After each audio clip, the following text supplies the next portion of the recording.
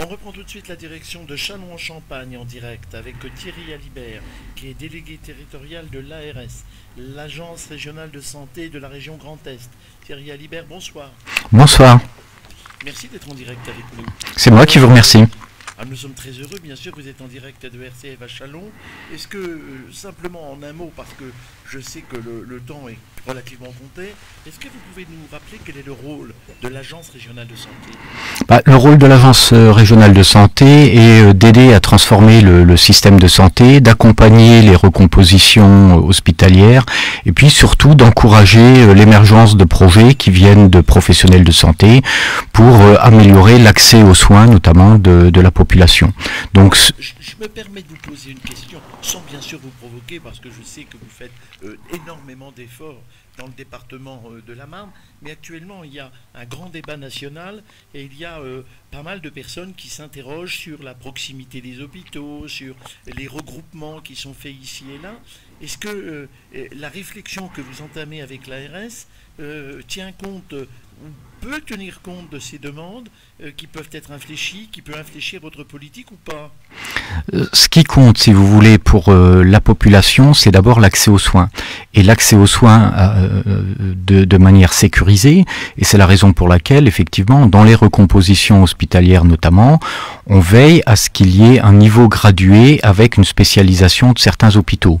Parce qu'il faut bien avoir en tête que ce qu'il importe pour la population, c'est d'être bien soigné. Et pour être bien soigné, il faut avoir face à soi des professionnels qui ont une capacité, une compétence qu'ils maintiennent.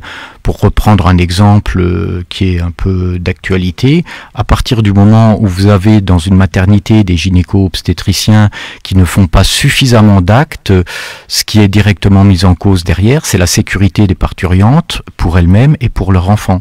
Donc c'est toute la question aussi de savoir à quel niveau on reste sur un maintien de maternité pour être garanti que non seulement il y ait de l'accès aux soins, ce qui est un des volets qui préoccupe beaucoup la population, mais tout en gardant un niveau de sécurité dans cette prise en charge qui doit être adaptée aux risques des parturientes et de leurs enfants si on reste sur l'exemple des maternités. Thierry Alibert, si vous le voulez bien, dans le département de la Marne, on peut faire un tour d'horizon d'un certain nombre de dossiers que vous êtes en train de traiter. D'abord peut-être du côté de Vitry-le-François, il y a une offre hospitalière nouvelle? Disons que sur Vitry-le-François, la recomposition est en cours. Comme vous le savez, il n'y a plus de maternité depuis quelques années, depuis 2015 maintenant, mais en revanche, nous avons un centre périnatal de proximité qui permet aux femmes enceintes d'être suivies et on met en place un certain nombre de programmes, notamment pour les femmes enceintes en surpoids, pour veiller à ce que justement leur grossesse se passe bien et pour elles et pour leurs enfants. Et puis, on a également sur Vitry-le-François à l'hôpital la Fédération Santé Étudiants de France qui va installer sa clinique soins-études de 80 lits qui permettra à des jeunes qui doivent avoir des soins, notamment des soins psychologiques ou psychiatriques compte tenu de leur pathologie, de continuer leur cursus scolaire et de ne pas être affectés du fait de leurs soins par un manque de possibilités d'avoir une formation et un cursus scolaire normal. Donc ça c'est vraiment quelque chose d'important puisque cette clinique soins études a une compétence régionale et va concerner la population des 16-25 ans de l'ensemble de la région Grand Est. Donc ça c'est important, avec tout à fait. De France peut-être. La Fédération Santé Étudiants de France qui va mettre grosso modo 13 millions dans cette reconfiguration au sein de l'hôpital et l'ARS accompagne de son côté à hauteur de 9 millions. Thierry Alibert, quelques mots du contrat local de santé de Châlons. Oui, c'est une belle dynamique qui se met en place à la fois avec la ville de Châlons elle-même, bien entendu, mais en fédérant aussi l'ensemble des autres partenaires, qu'il s'agisse de l'éducation nationale, de la caisse primaire d'assurance maladie, les missions locales, et puis on a voulu que les Châlonnais eux-mêmes puissent s'exprimer. C'est la raison pour laquelle sur Châlons, on a lancé avec le CCAS, qui est notre interlocuteur privilégié représentant dans la ville et avec qui on travaille, un questionnaire qui permet à l'ensemble de la population chalonnaise de s'exprimer sur les questions de santé. Et pour l'avoir lancé il y a à peu près une semaine maintenant, on a déjà plus de 350 réponses que, bien évidemment, en fin du mois d'avril, on pourra exploiter.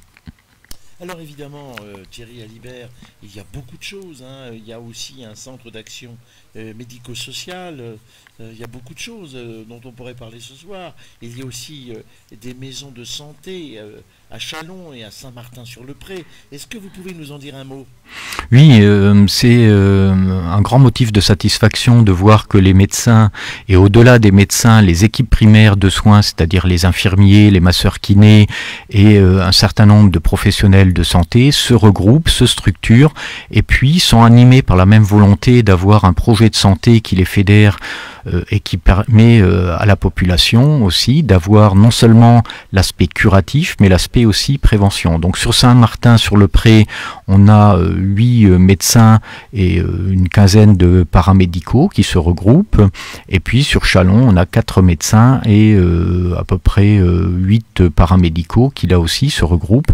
Et ce qui est important, c'est qu'on puisse nous les accompagner dans leur écriture de projets de santé pour que justement ça permette d'avoir une vision pluridisciplinaire et surtout que le patient soit pris dans un mode de parcours de prise en charge. C'est-à-dire qu'en un seul lieu, il est garanti de pouvoir trouver un médecin, un infirmier, un masseur kiné, selon sa pathologie. Et donc c'est tout un parcours de prise en charge qui est garanti et qui renforce l'efficacité de cette prise en charge.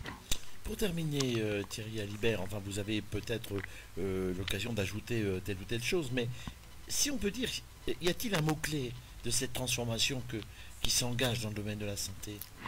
Je dirais le mot-clé, c'est déjà le volontarisme d'un certain nombre de professionnels de santé qui ont compris qu'on ne peut plus travailler comme ça se passait il y a 50 ans et qui ont véritablement une envie forte d'avoir une vision pluridisciplinaire et interprofessionnelle. C'est-à-dire que les médecins renforcent leur action avec les infirmiers, avec les masseurs kinés et tout ceci mérite d'être accompagné et on s'y emploie.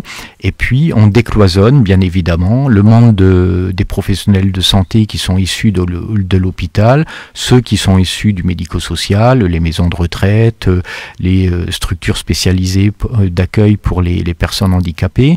Le maître mot, si vous voulez, c'est vraiment parcours de prise en charge pour les personnes en situation de handicap, pour les personnes âgées, pour les jeunes.